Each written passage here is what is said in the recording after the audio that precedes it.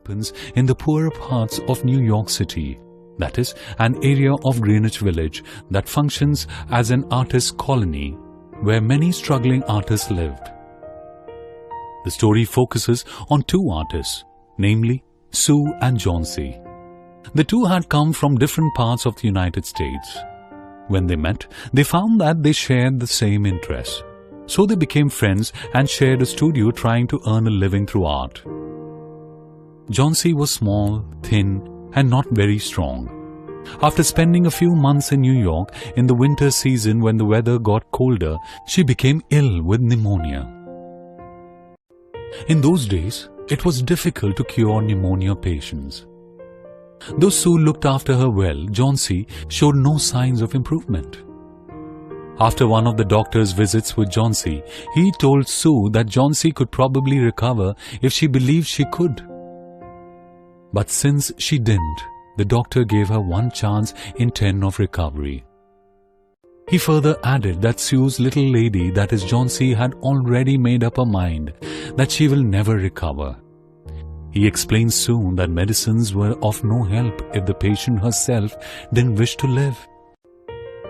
That day, Johnsy just laid in bed without making any sound or movement. That's why Sue at first thought that she had fallen asleep. But she later noticed that Johnsy was looking out of the window and counting something again and again in a very low voice, almost a whisper. Sue too looked out of the window to figure out what was it that Johnsy was staring at.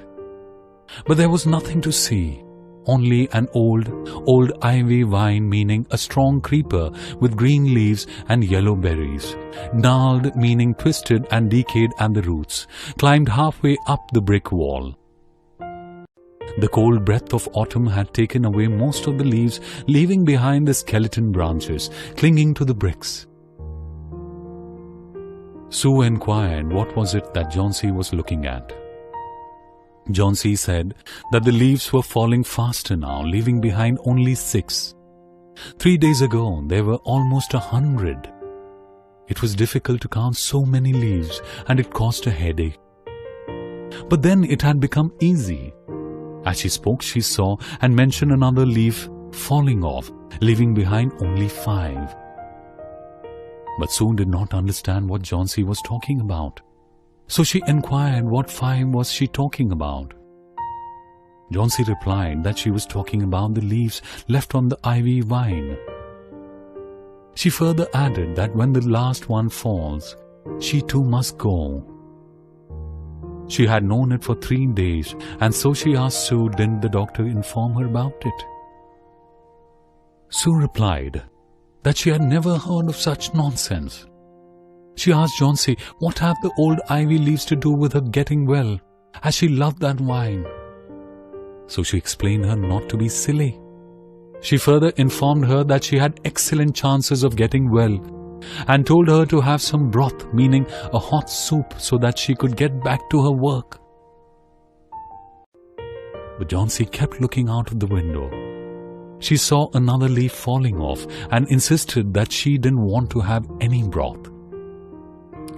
She said that there were only 4 leaves left then, and that she wanted to see the last one fall before it gets dark, and added that after that she too will go. Sue requested Johnsy to promise her to keep her eyes closed and stop looking out of the window until she was done working, as she had to hand over those drawings the next day. She explained her that she would have closed the windows, but she needed light, but at the same time she didn't want her to keep looking at those silly ivy leaves. So Johnsy told Sue to inform her once she was done with her work, as she wanted to see the last one fall. Sue told Johnsy to try to sleep, as she was going to be away for less than a minute to call Behrman up to be her model for the old man that she was drawing. Old Behrman, who lived on the ground floor, was a painter, but a failure in art. For 40 years he had wielded the brush, meaning painted with a flourish, but had not made any money. He had been always about to paint a masterpiece, meaning outstanding work of art, but had never yet begun it.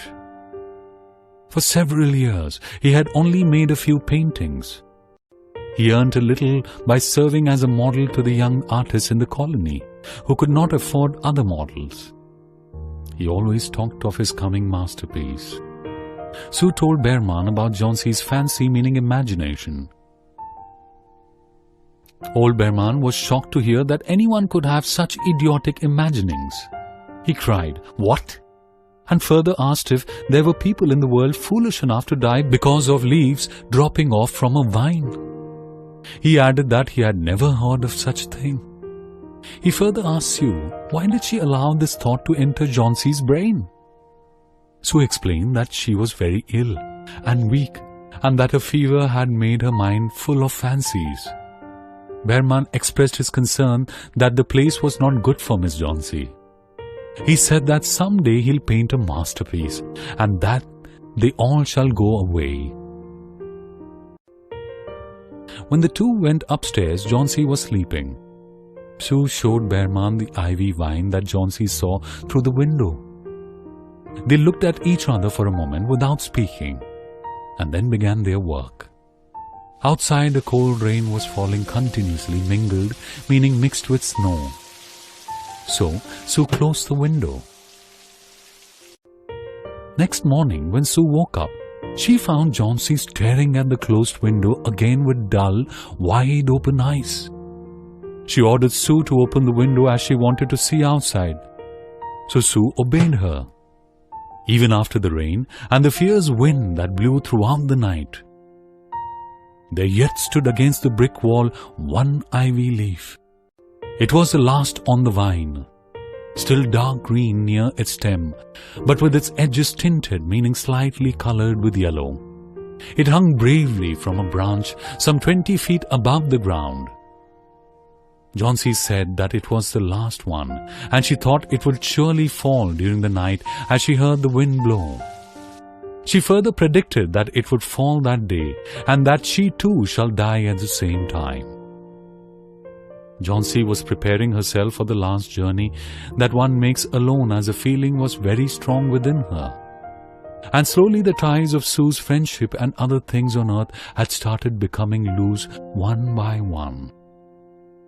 The day wore away, but even through the twilight, meaning soon after sunset, but before it was dark, they could see the lone ivy leaf clinging to its stem against the wall. At night, again the wind raged and the rain poured. The following day, when it was light enough, Johnsy asked Sue to open the window. She saw that the ivy leaf was still there. Johnsy laid on a bed for a long time looking at it. Then she called Sue and cried and confessed that she had been a bad girl all that while. Something had made the last leaf stay there to show her how wicked she was. She explained Sue that it was a sin to want to die. After that, she was ready to take the broth and milk that Sue brought her. She wanted to sit up in bed. She told Sue that someday she hoped to paint the Bay of Naples. At the same time, Mr. Behrman downstairs was ill with pneumonia. The sweeper had found him lying helpless in his room in very wet clothes and shoes. He also found some scattered brushes and a palette with green and yellow colors mixed on it. 2 days later, Mr. Behrman died in a hospital. The last ivy leaf was still there on the wall. It never fluttered or moved when the wind blew because it was Behrman's masterpiece and had been painted that night when the last leaf had fallen.